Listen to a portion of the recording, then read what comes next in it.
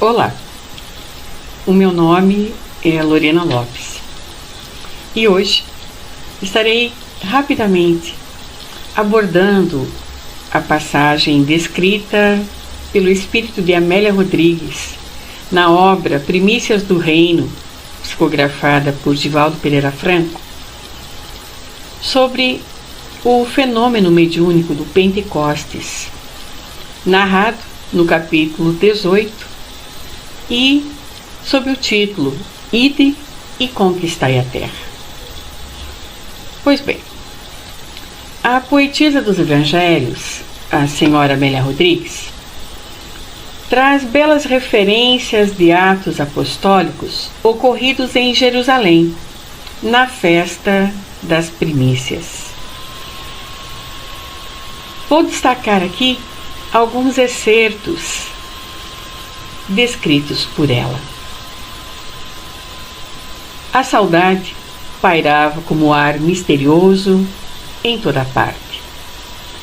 Embora a comunhão mantida com o Rabi, os apóstolos não se sentiam preparados para o ministério. Sabiam-se inseguros. Reconheciam a própria ignorância e limitação. O Pentecostes guardava uma significação toda especial para o povo, para toda Israel. Subitamente, veio do céu um som, como que de um vento veemente e impetuoso, e encheu toda a casa em que estavam assentados. Foram vistas por eles línguas de fogo, as quais pousaram sobre cada um deles. E todos foram cheios do Espírito Santo, começando a falar em outras línguas. Eles, porém, incorporados pelos espíritos superiores, embaixadores de Jesus, pregam transfigurados. Dão começo à era nova do Espírito imortal, já inaugurada pelo Rabi ressurreto.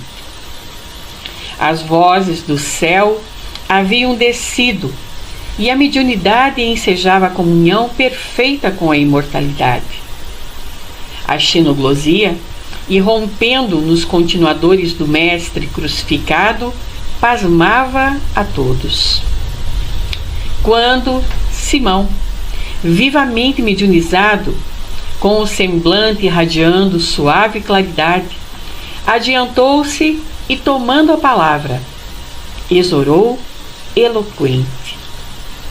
Não parecia o antigo homem do mar. Estava em pesca nova, a de criaturas para o reino de Deus. Comovidos, muitos dentre os ouvintes se aproximaram, ansiosos e sequiosos de paz, deixando-se conduzir pelas vibrações imponderáveis que os visitavam. Dali marchariam, como o fizeram, para a terra toda, entoando e vivendo a excelsa canção das boas novas, que agora volta a vibrar em todos os rincões do mundo, reconduzindo o homem ao coração do Altíssimo, através de Jesus, o Rei inconquistado. Para que possamos complementar e melhor entender esta narrativa poética, espiritual, que nos traz Amélia Rodrigues, precisamos tecer algumas considerações sobre o livro Atos dos Apóstolos, sobre o fenômeno ocorrido na festa de Pentecostes e sobre a xenoglosia. Muito bem. O livro Atos dos Apóstolos é o quinto do Novo Testamento. Ele descreve a história da era apostólica. O autor é Lucas, o evangelista. O livro de Atos reconta a ascensão e a disseminação do cristianismo, começando em Jerusalém, a capital da província judaica, e terminando em Roma, a grande capital do Império. Os acontecimentos descritos em Atos ocorreram dentro de um período de 30 anos, cerca de 30 a 62 depois de Cristo. E tem como foco principal os ministérios de Pedro e de Paulo. Num resumo, tem-se que Jesus ministra aos discípulos por 40 dias depois de sua ressurreição e então ascende ao céu. Por inspiração, os apóstolos chamam Matias para ocupar a vaga no quórum dos 12 apóstolos. O Espírito Santo é derramado no dia de Pentecostes e Pedro testifica ousadamente a mensagem de Jesus e cerca de aproximadamente 3.000 pessoas são convertidas na festa de Pentecostes. Vamos então fixar o relato desses 2 capítulos, o 1 e o 2, através de breves áudios. Após, retornaremos para a finalização do nosso estudo de hoje. Já retorno para continuarmos a conversar.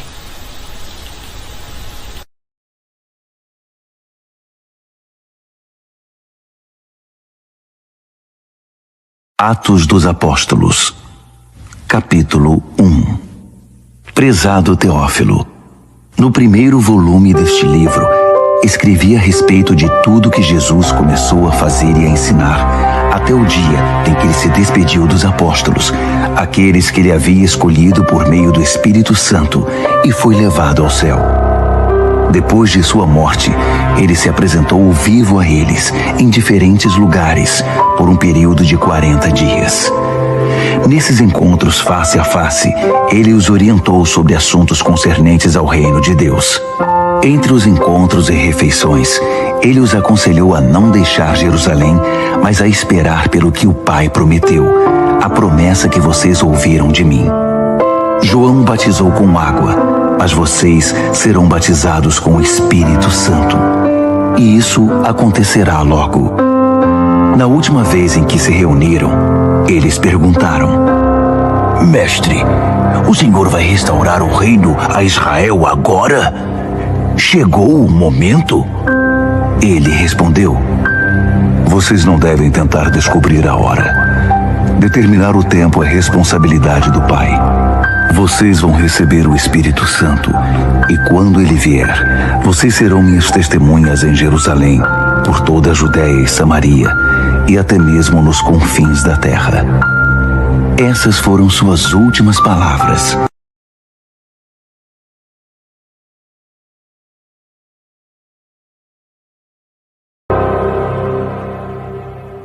Atos, capítulo 2. Quando chegou a festa de Pentecoste, todos estavam juntos num só lugar. Inesperadamente, um som parecido com o de um vento ganhou força, e ninguém sabia de onde vinha. Todo o lugar foi tomado por aquele som. Em seguida, como um fogo que irrompe, o Espírito Santo se espalhou sobre eles, e começaram a falar em diferentes línguas, à medida que o Espírito agia. Por essa época, muitos judeus, peregrinos devotos do mundo inteiro, estavam em Jerusalém. Quando ouviram o som, eles vieram averiguar. Para espanto deles, cada um ouvia sua própria língua materna sendo falada por alguém. Sem entender o que estava acontecendo, perguntam-se: Eles não são galileus? Como é que estão falando em tantas línguas diferentes? Partos, medos e elamitas, visitantes da Mesopotâmia, Judéia e Capadócia, Ponto e Ásia, Frígia e Panfília, Egito e as partes da Líbia que pertencem a Cirene, imigrantes de Roma, tanto judeus quanto prosélitos, até mesmo cretenses e árabes. Nós os ouvimos falando em nosso idioma, descrevendo atos poderosos de Deus. Atônitos, balançavam a cabeça, sem conseguir entender nada, e diziam uns aos outros: O que está acontecendo aqui? Alguns zombavam. Eles estão bêbados e com vinho barato. Apoiado pelos outros 11 apóstolos, Pedro tomou a palavra e fez este ousado pronunciamento: Irmãos judeus, vocês que estão visitando Jerusalém, ouçam com atenção e procurem entender. Ninguém está bêbado aqui, como alguns estão pensando. Eles não tiveram tempo de se embebedar, porque ainda são 9 horas da manhã. O que está acontecendo é o que o profeta Joel anunciou. Nos últimos dias, Deus diz: vou derramar meu espírito sobre todo tipo de gente. Seus filhos vão profetizar e também suas filhas. Seus jovens terão visões, seus velhos terão sonhos. Quando chegar a hora, vou derramar meu espírito sobre todos os que me servem, homens e mulheres de igual modo, e eles vão profetizar.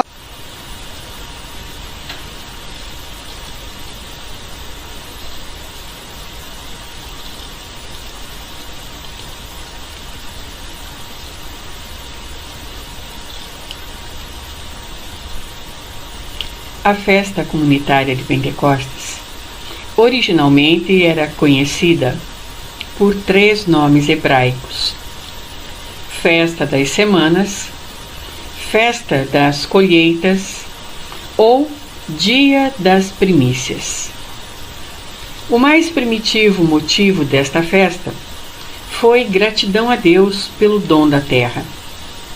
Posteriormente, o povo bíblico incorporou um motivo de gratidão pela doação da Torá, isto 450 anos antes de Cristo, que é a instrução divina por excelência, contida no Pentateuco, que são os 5 primeiros livros da Bíblia. O fenômeno conhecido como a descida do Espírito Santo sobre os apóstolos, materializado na forma de línguas de fogo, explode a mediunidade de xenoglosia, ou médiuns poliglotas, nos apóstolos. Após o impacto inicial provocado pelos fenômenos de efeitos físicos, as línguas de fogo e xenoglosia, o discurso de Pedro demonstra de forma contundente uma ação programada do plano espiritual superior, conseguindo transformar o ânimo dos apóstolos e dos demais discípulos de Jesus, antes inseguros e medrosos, em cartas vivas do Evangelho. Vamos falar um pouco sobre a xenoglosia.